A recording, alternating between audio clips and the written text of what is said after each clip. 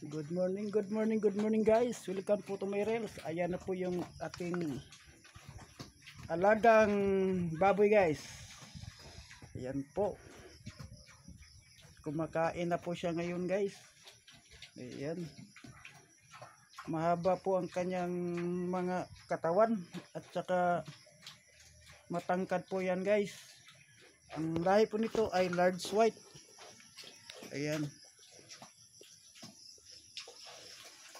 Yan po yung ating kulungan guys na ginawa. Ayan. Yan po. Ready na po siya guys.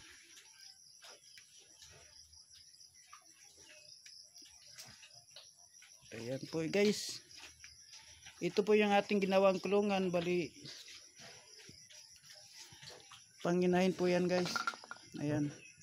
At saka nilagyan ko po ng ano dito, ng kawayan. So, pang lock na lock po siya guys. Ayan, doon po. May tali po siya doon na tire wire lang po gamit natin guys.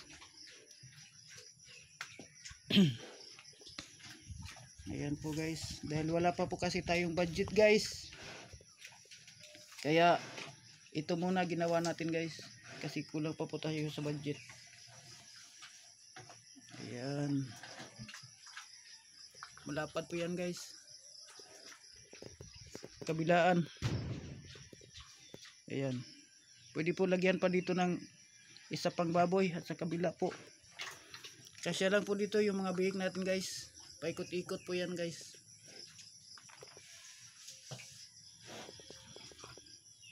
Dik dik dik dik. Ayan po guys, pinapakain na po natin siya ng gestating guys. Dahil po ay nagdadalang bihik na po siya.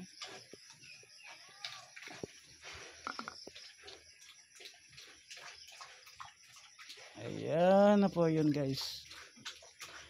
And thank you po guys, and thank you for watching. Magandang buhay po sa atin lahat.